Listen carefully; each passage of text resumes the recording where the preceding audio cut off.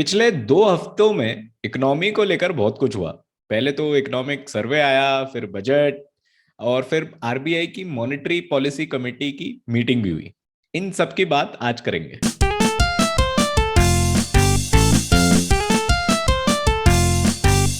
Hello दोस्तों, मेरा नाम शोएब है और साथ में है अभिषेक। नमस्ते। बजट के अराउंड मेरा एक कलीग, ऑफिस का कलीग, उनसे डिस्कशन चल रहा था। और हम बात कर रहे थे कि फाइनेंस मिनिस्टर को अपने स्पीच में सबसे पहले तो ये बता देना चाहिए कि इनकम टैक्स रेट में कोई चेंज है या नहीं। बजट को लेकर आपको 3 तरह के लोग मिलेंगे। एक वो जिन्हें कोई लेना देना नहीं कि बजट क्या है, क्यों है। एक वो जिन्हें सिर्फ इनकम टैक्स स्लैब से मतलब रहता है। और फाइनली एक वो जो पूरा बजट देखते हैं, अच्छे से समझते हैं, उसमें पूरे में इंटरेस्ट लेते हैं। लेकिन फिर ये बात मेरी मेरे कलीग से चल रही थी, और लेकिन फिर उन्होंने एक बात कही कि ये जो 3 तरह के लोग हैं, ये हम अपने आसपास देखते हैं तो हमें लगता है कि सिर्फ यही 3 तरह के लोग होते हैं। दरअसल सच्चाई ये है कि बजट को लेकर बहुत तरह के लोग होते हैं और उनके अलग अलग इंटरेस्ट होते हैं बजट में, लेकिन ये लोग अपने सर्कल से बाहर होते हैं। तो मैंने एग्जाम्पल पूछा तो पता चला कि भाई कुछ लोग ऐसे भी होते हैं जो बजट के अनाउंसमेंट्स में ये देखते हैं कि इलेक्टोरल बॉन्ड्स में जो पैसा इन्वेस्ट किया है उसका रिटर्न और इन्वेस्टमेंट क्या मिल रहा है। ये सुन के मैं थोड़ा सोच में पड़ गया। लेकिन आपको ज्यादा सोचने की जरूरत नहीं है। इकोनॉमी को लेकर जो रीसेंट डेवलपमेंट्स हुए हैं उसके बारे में और बताएंगे अभिषेक। यार हम बात करें बजट के बारे में, जो कि 1 फरवरी को प्रेजेंट हुआ था। अ, काफी टाइम हो गया है, लगभग आज हम 12 तारीख को रिकॉर्ड करे 12 दिन हो गए। बट अभी सी कुछ रिलेवेंस है कि ये बजट का इम्पैक्ट आपकी लाइफ पे डायरेक्ट पड़ता है। पिछले कुछ सालों में देखा गया कि बजट की इम्पोर्टेंस बहुत जो कम हो गई है। कुछ साल पहले देखे तो बजट एक बहुत बड़ी इवेंट होता था। मीडिया में बहुत ज्यादा फोकस रहता था। आम लोगों का भी ज्यादा फोकस रहता था। पर लोगों का ज्यादा फोकस रहता नहीं है। जैसे शोएब ने बताया कि 3 टाइप के लोग होते हैं। उसमें अधिकतर लोग यही होते हैं जो सर्विस करता है कि मेन फोकस रहता है कि आईटी स्लैब में क्या चेंजेस हुआ। बस अगर आईटी स्लैब में कुछ चेंजेस हुआ वो उनके मतलब का, बाकी मतलब का नहीं है, क्योंकि वो डायरेक्ट टैक्स है। बट इसके अलावा डायरेक्ट टैक्सेस वो तो होते हैं जो कि आपको आप पे करते हो। पर मुझे बताया कि बजट की इम्पोर्टेंस कम हो गई, वो इसलिए कम हुई है कि पहले जो सरकार रहती थी, जो बड़े रिफॉर्म लाती थी या जो बड़ी पॉलिसी चेंजेस करती थी, वो बजट में अनाउंस करती थी। पर अब सरकारें बजट पे निर्भर नहीं करती, बजट वेट नहीं करती है। वो पहले भी या बीच में कभी भी कोई बड़े रिफॉर्म इंट्रोड्यूस कर रही थी, और जो कुछ पॉलिसी में चेंजेस करना है वो बजट के बाहर भी चेंज करती है। दूसरा, जो टैक्सेस होते हैं, जैसे एक होता है डायरेक्ट टैक्स, एक होता है इनडायरेक्ट टैक्सेस। डायरेक्ट टैक्स तो जब हम जो इनकम टैक्स देते हैं, हमारा हमारी इनकम जो टैक्स देते हैं वो रहता है। वो उसमें जो चेंजेस होते हैं वो बेसिकली बजट में होते हैं। उसके अलावा जो इनडायरेक्ट टैक्सेस होते हैं, जो कि हम कोई भी चीज परचेज करते हैं उसमें जो टैक्सेस रहते हैं, तो उसमें जो आजकल चेंजेस होने लगता है, जब जीएसटी आया है तो जीएसटी की वजह से जो टैक्सेस में चेंज होने लगा है वो बजट में नहीं होगी। जीएसटी काउंसिल चेंज करती है कि अलग अलग स्लैब बना रखे, 5% का, 12% का, 18% का, तो कौन सा आइटम किस स्लैब में आएगा वो जीएसटी काउंसिल में डिसाइड होता है, बजट में डिसाइड नहीं होता है। इसलिए बजट का इंपॉर्टेंस कुछ कम हो गया है कि चीजों के जो दाम बढ़ते थे आज से कुछ साल पहले का, अगर आपको ध्यान होगा तो पेपर में आता था क्या महंगा हो गया, क्या सस्ता हो गया। क्यों? क्योंकि टैक्सेस कम हो जाते थे, एक्साइज ड्यूटी चेंजेस होती थी, एक्साइज ड्यूटी बढ़ती थी घटती थी, इस वजह से चीजों के दाम में फर्क आता था। तो वो अब अधिकतर चीज जीएसटी के अंदर में आ गई है, तो जीएसटी की वजह से चीजों के दाम बढ़ना घटना बजट से अलग हो गए। हालांकि सरकार की तरह की जो एक्साइज ड्यूटी है, कई प्रोडक्ट पे एक्साइज ड्यूटी रहती है, उसमें चेंजेस करती बजट में। कस्टम ड्यूटी में कोई प्रोडक्ट अगर बाहर से आ रहा है, रॉ मटेरियल को भी आ रहा है, तो उस पे कस्टम ड्यूटी में चेंजेस होते हैं, वो बजट में होती है।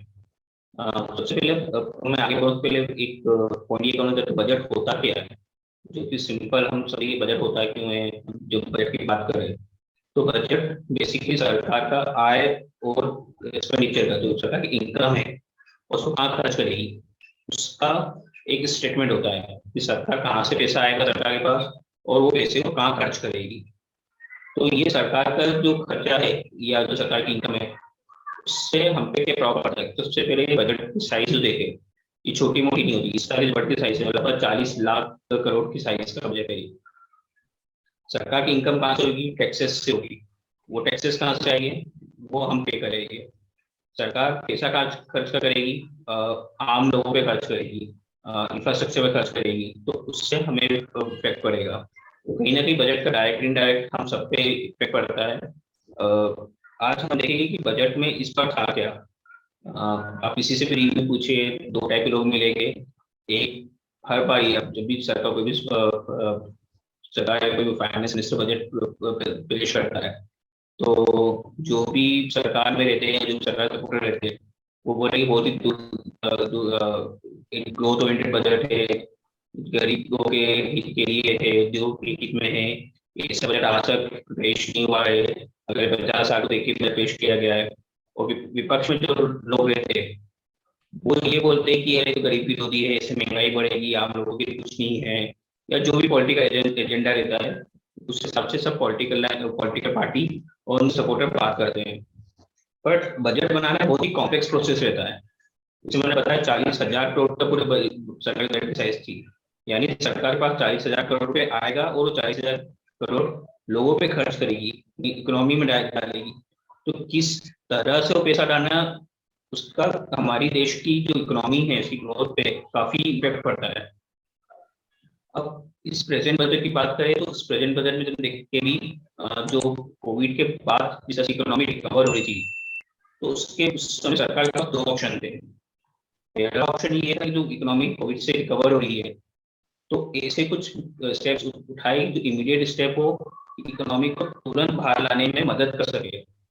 एक ऑप्शन ये था। दूसरा ऑप्शन ये था कि सरकार लॉन्ग टर्म के लिए सोचे कि हम ऐसे जगह हम ऐसे प्रोजेक्ट्स में ऐसे पैसा इन्वेस्ट करें कि वो आगे जाके सर आज से 5, 10, 15, 20 साल बाद हमारे देश को ग्रोथ दे। तो ये एक बहुत बड़ा एक डिलेमा था कि हम किस तरह के स्टेप सरकार करना चाहती है। कई लोग बोल रहे थे कि जो इमीडिएट स्टेप्स है वो उठाना चाहिए, लोगों के हाथ में तुरंत इनकम देना चाहिए। जैसे कि हो गया कि टैक्स रिलीफ, तो ताकि लोगों का अगर टैक्स बचता है तो उनके पास डिस्पोजेबल इनकम यानी खर्च करेंगे पैसा ज्यादा रहेगा, वो पैसा वो मार्केट में आके खर्च करेंगे तो इकोनॉमी को तुरंत बूस्ट मिलेगा। जो जॉब ओरिएंटेड स्कीम है जैसे मनरेगा है, उसमें सरकार ज्यादा पैसा ले ताकि लोगों को एम्प्लॉयमेंट मिले। ये और कुछ ऐसे स्टेप्स होता है जिससे लोगों को तुरंत एम्प्लॉयमेंट मिले और लोगों के पास खर्च करने के लिए पैसा हो। बट इसमें ये था कि सरकार अगर टैक्स रिलीफ देती है, तो सरकार के पास इनकम कम होती है, वो दूसरे बजट में खर्चा नहीं कर पाती। और एक और ये रहता है कि अगर आप टैक्स कम कर रहे हैं, लोगों के पास खर्च करने के पैसे ज्यादा बच रहे हैं, बट जरूरी नहीं है कि लोग पैसे जाके खर्च करें। दूसरा ऑप्शन ये रहता है सरकार के पास कुछ लंबे प्रोजेक्ट्स में के लिए जो लॉन्ग टर्म प्रोजेक्ट्स है उसमें पैसा लगाए। अभी जो हालत है वो ठीक है, सरकार इस्तेमाल करती है कि अपने आप रिकवर हो जाएगी, हम आगे पे पैसा लगाते हैं। जो आगे बड़े इंफ्रास्ट्रक्चर प्रोजेक्ट है, ऐसी चीजें जो आगे जाके सरकार को हमारे कंट्री ग्रोथ के लिए 10, 15 साल बाद जो ग्रोथ करे, ग्रोथ में हेल्प करे, ऐसी चीजों में पैसा लगाते हैं। तो सरकार ने दूसरा ऑप्शन इस पर चूज किया कि अभी जो इकोनॉमी की हालत है या जिस तरह की अनएम्प्लॉयमेंट है, ये अपने आप धीरे धीरे रिकवर हो जाएगा, जैसे जो लाइफ है कोविड के बाद नॉर्मल एक नॉर्मल होगी, इकोनॉमी अपने आप की ग्रोथ पे आ जाएगी, हम आगे की तरफ पैसा देखते हैं। तो इस बार सरकार ने पूरे बजट पे कैपिटल एक्सपेंडिचर पे ज्यादा फोकस किया है। अब कैपिटल एक्सपेंडिचर क्या होता है? दो तरह के एक्सपेंडिचर होते हैं, capital revenue expenditure. Revenue expenditure क्या होता है कि जो आपको रोजमर्रा की चीजें चलाने में काम आते हैं, वो कैपिटल एक्सपेंडिचर जो आप फ्यूचर के प्रोजेक्ट के लिए जो आप पैसा लगाते हैं। फॉर एग्जाम्पल कि आप सपोज एक फैक्ट्री चला रहे हैं, तो फैक्ट्री में आपके पास जो वर्कर है उनको वेजेस देना पड़ती है, जो मेंटेनेंस है मशीनों का उसके लिए पैसा लगता है। तो ये जो चीजें होती है ये आता है रेवेन्यू एक्सपेंडिचर में। यानी आपको जो रोज का काम है, डे टू डे एक्टिविटी, उसको चलाने के लिए पैसा लगता है, उसको बोलते हैं रेवेन्यू एक्सपेंडिचर। उसके बाद होता है कैपिटल एक्सपेंडिचर। कैपिटल एक्सपेंडिचर ये होता है कि आप फ्यूचर के लिए पैसा लगाते हो। यार मेरे पास एक फैक्ट्री है, मैं इसमें आज एक दिन में 10 यूनिट बना सकता हूँ, बट मैं चाहता हूँ मैं आगे जाके 15 यूनिट बनाऊँ, तो उसके लिए मेरे को जगह चाहिए, तो मैं उस जगह में पैसा जगह खरीदता हूँ, उसके लिए पैसा लगाता हूँ, मैं मशीनें खरीदता हूँ। तो ये होता है कैपिटल एक्सपेंडिचर, जो आप अपने फ्यूचर ग्रोथ के लिए पैसा लगा रहे हैं। तो सरकार ने भी इस बजट में ये टारगेट किया है कि रेवेन्यू एक्सपेंडिचर कम करे, कैपिटल एक्सपेंडिचर पे हम ज्यादा स्पेंड कर सके, ताकि कि आगे की जो बड़े प्रोजेक्ट्स है, फ्यूचर ओरिएंटेड प्रोजेक्ट है, उनको हेल्प कर सके। अब जो भी बजट बनता है, आपके पास पैसा है, आपके पास 22,000 करोड़ रुपए पैसा है, तो उसको खर्च क्या करना है, आपकी प्लानिंग होना चाहिए। तो उसी पे हम आज बात करेंगे कि सरकार की क्या प्लानिंग थी। सरकार ने बेसिकली चार एक सेक्टर्स को या चार एक थीम पकड़ी है, उन चार थीमों पे सरकार ने पैसा लगाया है। आपके साथ मैं निष्कर्ष शेयर करता हूँ, उससे आपको मैं बताऊंगा कि सरकार की क्या इन चार थीमों पर सरकार ने अपना पैसा लगाया है। तो जो आज तक आप कहीं भी देखे तो जार्गन से मार्केटिंग का जमाना है, आप प्रेजेंट लेवल कुछ चीज करना पड़ती है, कुछ पंचलाइन देना पड़ती है। उसी तरह से जो सरकार ने इस बजट की जो मेन गोल था, उसको नाम दिया है अमृत काल। यानी कि अभी हम हमारे 75 आजादी के 75 साल में हैं, तो सरकार का कहना है कि हमने बजट अभी 25 साल का सोचे बनाया है। 75 से लेकर 100 साल हमारे आजादी को 100 साल हुए हैं, तब के लिए हमने एक बनाया, 25 साल को टारगेट करके बनाया है। इसको उन्होंने एक जारगन दिया है अमृत काल। इसमें सरकार ने तीन, जो है बताया, चार जो चीजें हैं जिस पे मेन प्रायोरिटी दी गई है। फर्स्ट है पीएम गति शक्ति, तीसरा है इंक्लूसिव डेवलपमेंट, दूसरा है इंक्लूसिव डेवलपमेंट, तीसरा है फाइनेंसिंग ऑफ इन्वेस्टमेंट, और जो चौथा है वो प्रोडक्टिविटी एनहांसमेंट। इन चार चीजों को फोकस करके सरकार ने एक्सपेंडिंग की है। हम एक एक करके एक ब्रीफ में समझेंगे कि चारों चीजें है क्या, उसमें क्या क्या क्या प्रोजेक्ट्स कवर हो रहे हैं। उसके बाद एक ये नीचे जो आप ग्राफ दिख रहा है, ये जीडीपी और जीवीए का दिख रहा है, ग्रोथ रेट का, कि पिछले 3 साल में क्या किस तरह के था। ये जो फर्स्ट आपको डार्क एरिया दिख रहा है, ये दिख रहा है कि जो फर्स्ट लॉकडाउन लगा था, उसमें जीडीपी किस तरह से इफेक्ट हुआ था, उसके बाद किस तरह से रिकवर किया है। ये जो सेकंड डार्क एरिया दिख रहा है, ये दिख रहा है कि अब जो सेकंड लॉकडाउन लगा था, उस समय हमारी जीडीपी कितनी इफेक्ट हुई थी, उसके बाद किस तरह से रिकवर हुई है। सबसे पहले बात करें पीएम गति शक्ति की। तो पीएम गति शक्ति क्या है, बेसिकली ये है कि इसमें बड़े जो इंफ्रास्ट्रक्चर प्रोजेक्ट हैं, जैसे road, railway, airport, port, mass transport, waterways, logistics, इन चीजों पे सरकार ने पैसा, इन चीजों पे इस पीएम गति शक्ति के अंदर में उन्होंने फोकस किया है। इसमें सरकार का प्लान है कि एक्सप्रेस वे बनाना है, अगले साल का जो उनका टारगेट है, लगभग 25,000 किलोमीटर के नेशनल हाईवे इनको बनाना है। लॉजिस्टिक्स के लिए उनको प्लेटफॉर्म सेट करना है, टेक्नोलॉजी का यूज करके, किस तरह से लॉजिस्टिक्स में डेटा का यूज करके, किसी डेटा शेयरिंग करके लॉजिस्टिक्स को और इफेक्टिव बनाया जा सकता है। पोर्ट और रेलवे का नेटवर्क किस तरह से बढ़ाया जा सकता है। इसमें ये भी अनाउंसमेंट हुआ है कि नेक्स्ट फाइनेंशियल ईयर में 400 वंदे भारत ट्रेन चलाई जाएगी, जो कि एक न्यू जनरेशन ट्रेन है। उसके बाद मल्टी मॉडल कनेक्टिविटी पे फोकस किया गया है, बेसिकली कि जैसे अर्बन ट्रांसपोर्ट है, उस पे सरकार ने फोकस किया है। उस पे सरकार पैसा इन्वेस्ट करेगी। जैसे इसमें ये कि रेलवे स्टेशन डेवलप करना, रेलवे स्टेशन से जो मास अर्बन ट्रांसपोर्ट है उसको कैसे रेडी करना है कि आपको कहीं भी जाना है, तो आप अगर रेलवे स्टेशन जाना है तो आप अर्बन ट्रांसपोर्ट यूज करके किस तरह से रेलवे स्टेशन में जा सकते हैं। इसमें एक नेशनल रोपवे डेवलपमेंट प्लान पे भी सरकार ने एक फोकस किया गया है कि जो कई शहर है, पब्लिक ट्रांसपोर्ट में अगर हम किस तरह से रोपवे का भी यूज कर सकते हैं, उस पर फोकस किया गया है। और जो एक अर्बन इंफ्रास्ट्रक्चर है, उसकी कैपेसिटी कैसे बिल्डअप करना है, तो ये सब चीजें पीएम गति में सरकार फोकस कर रही है। और इंक्लूसिव वेलफेयर स्कीम में ये कि जो वेलफेयर स्कीम है, जैसे कि जो सरकार की स्कीम है, हर घर नल से जल, यानी सरकार का एक फोकस है कि वो हर घर में, चाहे वो छोटा सा गांव भी हो, वहाँ पे नल से पीने के लायक साफ पानी पहुंचना चाहिए। उस पे सरकार ने फोकस किया। नेक्स्ट फाइनेंशियल सरकार का जो टारगेट है वो है 3.8 करोड़ हाउस होल्ड्स में अगले साल इस योजना में को कवर करना है। पीएम आवास योजना सरकार की एक फ्लैगशिप योजना ली रही है, उस पर भी सरकार का फोकस रहा है कि फोकस है कि 80 लाख घरों पे बनाना है। इसी तरह से पोस्ट ऑफिस को डिजिटाइज किया जाएगा, कोर बैंकिंग से कनेक्ट किया जाएगा। तो ये सब चीजें और इंक्लूसिव वेलफेयर स्कीम में सरकार ने कवर की है। प्रोडक्टिविटी एनहांसमेंट में दो चीजें, एक ease of doing business, ease of living सरकार ने इस पर फोकस किया है। ईज ऑफ लिविंग में कैसा है कि जैसे कि इसमें अनाउंसमेंट किया गया था कि आपके जो पासपोर्ट अब बनेंगे उसमें ई एक चिप रहेगी, चिप एनेबल पासपोर्ट बनाई जाएगी जिसमें आपका सारा डाटा स्टोर रहेगा। तो वो ईज ऑफ लिविंग में गवर्नमेंट ने कवर किया है। ईज ऑफ डूइंग बिजनेस में बिजनेस करना किस तरह से इजी बनाया जा सकता है, उस पर सरकार ने फोकस किया है। इसमें सरकार ने कई कस्टम ड्यूटी में चेंजेस किया है। उसके साथ ही जो 5G का अनाउंसमेंट हुआ है कि नेक्स्ट फाइनेंशियल ईयर में 5G स्पेक्ट्रम की नीलामी होगी, तो वो भी ईज ऑफ डूइंग बिजनेस में सरकार ने कवर किया है।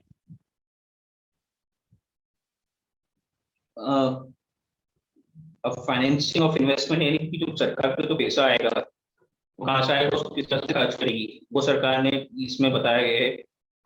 इसमें यही कहा है कि इस बार किसी तरह का इनकम टैक्स स्लैब था उसमें कोई चेंजेस नहीं लगाया किया है गवर्नमेंट ने। जो लास्ट ईयर जो पहले जो इनकम टैक्स स्लैब था वो भी इसी फाइनेंशियल में वही रहेगा। इस स्टाफ में ये बताया गया कि किस तरह से वो अपना, मैंने बताया कि सरकार का फोकस है कैपिटल एक्सपेंडिचर बढ़ाना, रेवेन्यू एक्सपेंडिचर कम करना। तो ये ग्राफ में ये बताया गया है कि किस तरह से जो रेशियो है जो एक्सपेंडिचर का होता है वो किस तरह से चेंज हो रहा है। सरकार का ज्यादा फोकस है कि अपना रेवेन्यू एक्सपेंडिचर कम करके कैपिटल एक्सपेंडिचर को बढ़ाना है। उसके बाद इसी में फाइनेंसिंग ऑफ इन्वेस्टमेंट में ये जो फाइनेंस ने ये अनाउंसमेंट किया है कि आरबीआई नेक्स्ट फाइनेंशियल में खुद का डिजिटल भी लॉन्च करने वाली है। वो भी इसी में सरकार ने फाइनेंशियल इन्वेस्टमेंट में कवर किया है। टैक्स प्रपोजल से बताया है कि इनकम टैक्स में कोई चेंजेस नहीं हुआ है। सरकार ने एक नया टैक्स लगाया है कि जो वर्चुअल असेट्स है, बेसिकली जो आप डिजिटल करेंसी में जो ट्रेडिंग करते हैं उससे जो आपको प्रॉफिट होगा उस पर आपको 30% टैक्स देना पड़ेगा। इस पॉइंट को लेकर ये था कि सरकार ने टैक्स लगाया है तो सरकार इस तरह एक तरह से लीगलाइज कर रही है क्रिप्टो करेंसी के ट्रांजेक्शन को, कि इंडिया में क्रिप्टो करेंसी ट्रांजेक्शन कुछ लोगों का कहना था कि अगर सरकार टैक्स लगा रही है यानी सरकार मान रही क्रिप्टो करेंसी ट्रांजेक्शन इंडिया में लीगल है। बट इसी पे जब आरबीआई की मॉनेटरी पॉलिसी आई तो आरबीआई गवर्नर ने भी कहा कि टैक्स लगाने का मतलब नहीं है कि हम इसको लीगलाइज कर रहे क्रिप्टो करेंसी ट्रांजेक्शन को। फाइनेंस मिनिस्टर ने भी जो राज्यसभा में अपना बजट के जो डिबेट हुई थी उसको उसमें भी उन्होंने पॉइंट पर किया है कि हमने टैक्स लगाया, इसका मतलब ये नहीं है कि हम लीगलाइज कर रहे हैं क्रिप्टो करेंसी ट्रांजेक्शन को। टैक्स लगा रहे जो ट्रांजेक्शन होगा उस पर आपको 30% टैक्स पे करना पड़ेगा। अब जैसे कि मैंने बताया कि लगभग 40 लाख करोड़ का बजट है।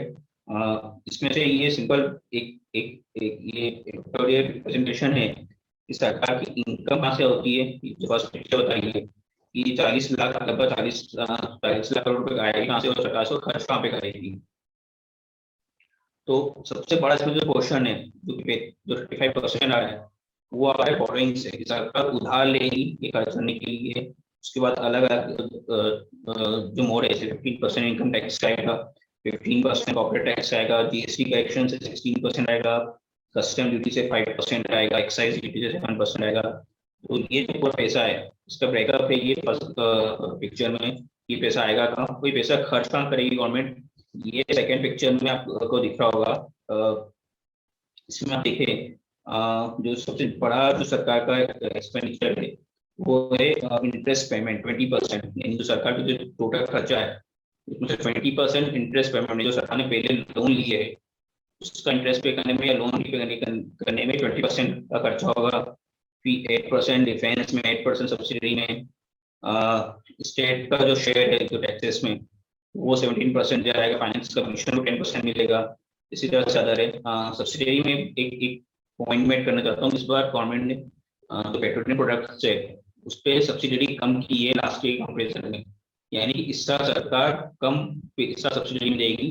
तो इसका मतलब ये है कि इस हो सकता है कि अगले फाइनेंशियल ईयर में पेट्रोलियम प्रोडक्ट्स के पेट्रोल डीजल और जो घरेलू एलपीजी है उसके दाम बढ़ सकते हैं, क्योंकि इसके दो रीजन है। सरकार ने सब्सिडी बजट में कम कर दी, सरकार कम सब्सिडी देगी नेक्स्ट फाइनेंशियल में, और इंटरनेशनल मार्केट में भी क्रूड ऑयल के प्राइस से बहुत ज्यादा है। 2014 के बाद सबसे ज्यादा हाई प्राइसेस चल रहे क्रूड ऑयल के। अभी इलेक्शन है, 15 दिनों से इलेक्शन है, तो इस वजह से रेट नहीं बढ़ रहे। हो सकता है जब इलेक्शन होता है उसके बाद काफी तेजी से पेट्रोलियम प्रोडक्ट्स के दाम बढ़े। अब ये जो बाहर का बता रहा है कि सरकार का रेवेन्यू एक्सपेंडिचर कितना था ओवर द 2 साल में, 3 साल में, और कैपिटल एक्सपेंडिचर क्या था। अब ये तो फिगर है, ये तो बता रहा है 2020 का एक्चुअल फिगर। बेसिकली जो मेरा ये जो ये ग्राफ डाल रहा है उसी बताने के लिए डाल रहा है कि बजट में जो होता है, सरकार जो बोलती है उसको एक्चुअली इम्प्लीमेंट कर पाती है, वो इस ग्राफ से दिखेगा। क्योंकि 2021-22 में भी सरकार का टारगेट था कि हम रेवेन्यू एक्सपेंडिचर को कम करें, बट ये जो मेरा जो बार ग्राफ दिखा रहा है वो बता रहा है बजट एस्टिमेट कि सरकार का टारगेट क्या था और एक्चुअल में ये से जो थर्ड बार बार है वो ही दिखा रहा है कि एक्चुअल में कितना खर्च किया है। तो आप देख सकते हैं जो सरकार का टारगेट है कि हम रेवेन्यू एक्सपेंडिचर में कम खर्च करें, जो हमारे डे टू डे एक्टिविटीज में कम खर्च करें, बट वो कर नहीं पाई। उनको ज्यादा ही खर्च करना पड़ा। और ये ग्राफ बता रही है सरकार किस तरह से कैपिटल एक्सपेंडिचर बढ़ा रही है। इसमें एक अच्छा पॉइंट है कि लास्ट ईयर जितना बजट में एस्टिमेट था उससे सरकार ज्यादा ही खर्च करने वाली है इस फाइनेंशियल ईयर में। ये बेसिक इन्फॉर्मेशन है कि इस डिपार्टमेंट को कितना पैसा मिल रहा है, जो सरकार के अलग अलग डिपार्टमेंट है। जैसे मिनिस्ट्री ऑफ कम्युनिकेशन को कितना पैसा मिल रहा है, सबसे कम सबसे ज्यादा जो पैसा है वो डिफेंस मिनिस्ट्री को मिलता है। तो ये बेसिकली आप जिसको नॉलेज है कि किस मिनिस्ट्री को कितना पैसा मिल रहा है उसके लिए ये टेबल है। अब हम एक मॉनेटरी पॉलिसी की बात कर रहे थे कि भी किसी भी आरबीआई ने मॉनेटरी पॉलिसी डिक्लेयर की है। आरबीआई मॉनेटरी पॉलिसी से हमने पहले ही बात की है, मॉनेटरी पॉलिसी के थ्रू जो मार्केट में जो पैसे का फ्लो है उसको कम ज्यादा करता है। अगर उनको लगता है कि महंगाई बढ़ सकती है तो वो मार्केट में पैसे का फ्लो कम कर देगा आरबीआई। उनको लगता है कि ग्रोथ के लिए ज्यादा पैसे की जरूरत है मार्केट में, तो वो ये रेट जो रेट रहते repo rate, reverse repo rate, CRR, वो कम उसको कम ज्यादा करके फ्लो मार्केट में पैसे का बढ़ा सकता है। तो इस बार की जो पॉलिसी थी आरबीआई की, उन्होंने स्टेटस को मेंटेन किया है, यानी कि रेपो रेट और रिवर्स रेपो रेट में कुछ भी काम नहीं किया, कुछ भी उन्होंने चेंजेस नहीं किए। Repo rate reverse repo rate क्या होता है? रेपो रेट ये होता है कि जो जिस रेट पे आरबीआई बैंकों को लोन देती है वो रिवर्स रेपो रेट होता है कि जिस रेट पे आरबीआई बैंकों से पैसा लेती है। तो ये रिवर्स रेपो रेट और रिवर्स रेपो रेट रहता है। आरबीआई का जो ग्रोथ का डीपी का प्रोजेक्शन है फाइनेंशियल ईयर 23 में, अगले फाइनेंशियल ईयर के लिए, वो इस मॉनेटरी पॉलिसी में 7.8 है। और इस साल आरबीआई को ये लगता है कि इस जो करंट फाइनेंशियल ईयर चल रहा है उसमें हमारी जीडीपी ग्रोथ 9.2 की रह सकती है। इन्फ्लेशन भी आरबीआई मान के चल रहा है कि 4 से 5% इन्फ्लेशन ग्रोथ रह सकती है। तो इन्फ्लेशन हायर साइड पे ही रह सकता है। ये आरबीआई की मॉनेटरी पॉलिसी का ये तीन बेसिक हाइलाइट्स थी। Income tax slab rate change नहीं हुए, इनकम टैक्स स्लैब्स चेंज नहीं हुए। उसके अलावा एक और इम्पोर्टेंट पॉइंट जो उन लोगों के लिए ज़रूरी है जो सिर्फ इनकम टैक्स रेट को ही ध्यान में रखते हैं टैक्स बजट देखने के टाइम पे, वो ये है कि पेट्रोल भी महंगा हो सकता है अगले फाइनेंशियल क्वार्टर में, जैसे अगले फाइनेंशियल ईयर से, जैसा अभिषेक ने बताया। तो अपनी टंकियां आप भरवा के रखिए मार्च में। इस बार के कॉन कॉल में इतना ही, अगली बार फिर मिलेंगे, तब तक के लिए टेक केयर।